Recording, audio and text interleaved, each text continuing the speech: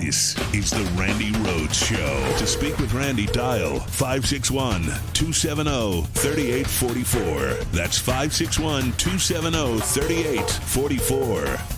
Okay, I want to play you some of the excerpts of this interview that Idiot Boy Navarro gave last night to Ari Melber, because he's so convinced that what he did wasn't a coup attempt, but it was. There's no question it was. It had a name. And if you look at the homework from this Monday, right, go to randirhodes.com, click on the homework section, and go into Monday's homework, and you will see something that is slugged. It's called the Green Bay Sweep. This is the article that I read on December 28th that was posted and published by the Daily Beast, okay? And it was an interview with Peter Navarro, who wrote a book about his attempted coup. He literally wrote a book. He's trying to save his skin because he thinks that America is only concerned with the violent January 6th insurrectionists. And as concerned as you ought to be with the violent January 6th insurrectionists who literally caused the death of 5 people that day and were willing to kill more, you need to know that there was a bloodless coup that was also being efforted by the White House in an effort to overturn the results of the 2020 election that they lost. And according to Peter Navarro last night, not only does he tell you it was called the Green Bay Sweep, not only does he tell you that Bannon and him were working on this and that they were, making this happen and they were but that the thing that screwed them all up, the thing that screwed up Peter Navarro's brilliant plan was the violence. It was the violence. He's trying to distance himself from the violence by admitting that he was trying to overturn the results of a free and fair election. Listen to this. The backstory is, while I was in the administration after the election, beginning on Thanksgiving, I produced what would be an exhaustive 3-volume report. I went over tens of thousands of pages of documents and proved that the election was in all likelihood stolen through fraud and election irregularities. That's the background. On January 6th, the Green Bay Sweep plan. That's false, but the question for the start of the interview. Yes, it is fine. But the question for the start of the interview is, I just want to make sure here that we're kind of going by rules of the road. The question is, and you'll get time to talk. You got to say that. And what I'm saying is that I don't have to say anything, sir. I'm asking you. The question is, sure. What was the plan itself and who was in on it? Exactly. And I'm going to tell you that. The plan was simply this. We had over 100 congressmen and senators on Capitol Hill ready to implement the sweep. The sweep was simply that.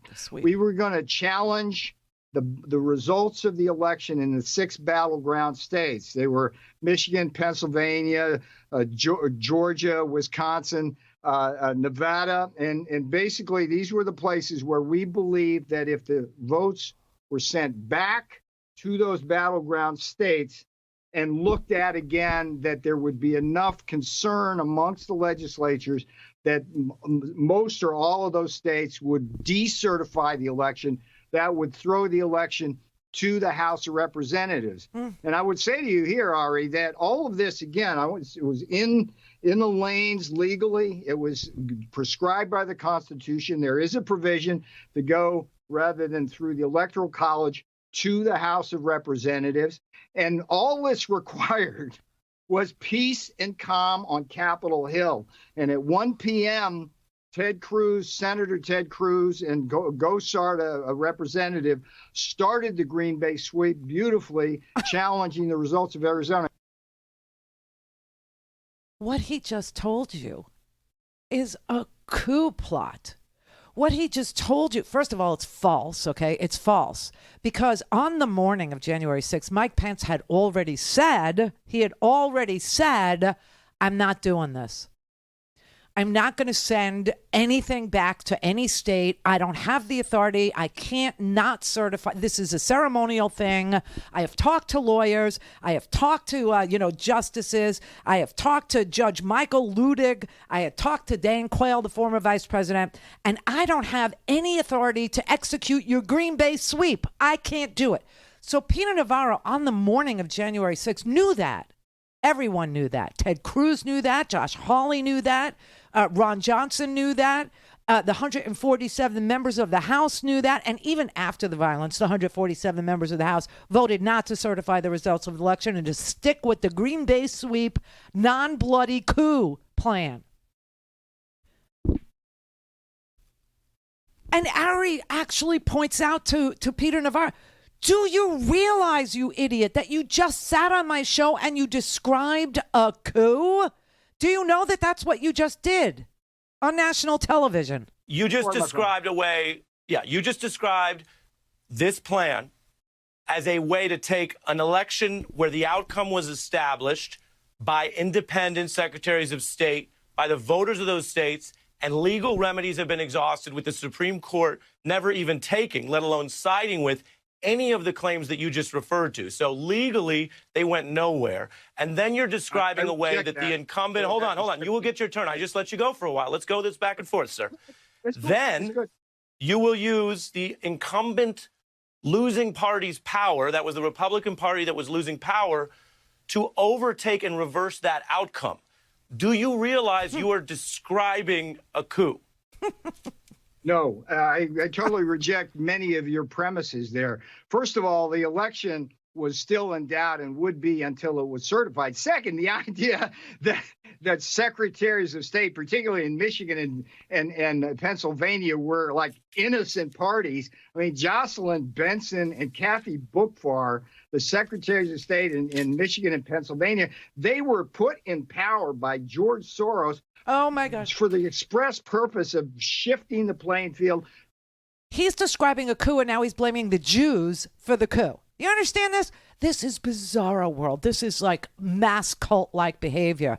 This is incredible. He sat there. He described his entire plan, which, by the way, when we listen to Steve Bannon talk about it, and he's saying, play the play, make the play, take the football, run down the field, go make the play. This is exactly what they were talking about. Now it's all becoming crystal clear that what they had planned for the United States of America was a bloodless coup that would be affected by Ted Cruz and Mike Pence and 147 House members and Josh Hawley in the Senate and Ron Johnson in the Senate and some other lunatic, fringy, right-leaning people, okay, who saw Donald Trump as the most prolific fundraiser and the most galvanizing figure that they've ever had in the Republican wheelhouse, in the Republican roster since Ronald Reagan, and they weren't going to let him go. They were going to do whatever it took, including a coup, a bloodless coup. And the only thing that screwed them up was the violence. This is their story now. This is their story.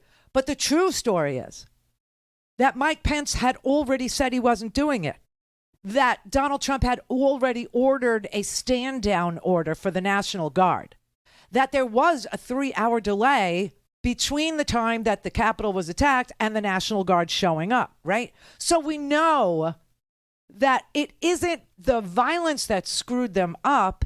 It was that violence was all they had left, which is what I keep telling you. It's what I've been saying when it became sort of crystallized that Donald Trump had gone to the state legislators, that Donald Trump had gone to the Republican governors, that Donald Trump had gone to the Republican secretaries of state on recorded phone calls, that Donald Trump was trying to persuade and did persuade 147 House members and a bunch of senators. And you only needed one. Remember, you need one senator so that they could start the debate on whether to throw out these votes, right? But you needed the vice president not to certify. And the vice president had already told them that he was going to certify. So all these things were in place, and Donald Trump pulled the trigger on the violence. He pulled the trigger because it was the last means at his, what he believed was his disposal. And so we saw the violence. And the violence is what put guys like Peter Navarro on our radar screen. The violence is what put guys like Sean Hannity on our radar screen. The violence put Laura Ingraham on our radar screen. The violence put Tucker Carlson on our radar screen. And all the propaganda that was being spoon-fed to certain people in this country who think that cable thing is a news network, that is anything more than propaganda, that OAN is anything more than a fraudulent effort to get you to watch them. This cannot be believed that, we were going to do a bloodless coup, therefore I'm not guilty of perpetrating any violence. You were part of a conspiracy to defraud the voters of this country from their rightful counting of their rightfully cast free and fair cast ballot. And it's so interesting, they just weren't interested in getting rid of the Republicans that won that day. Don't have time to listen to the live show? Want to hear more on your schedule? Go to RandiRhodes.com and buy a stinking podcast.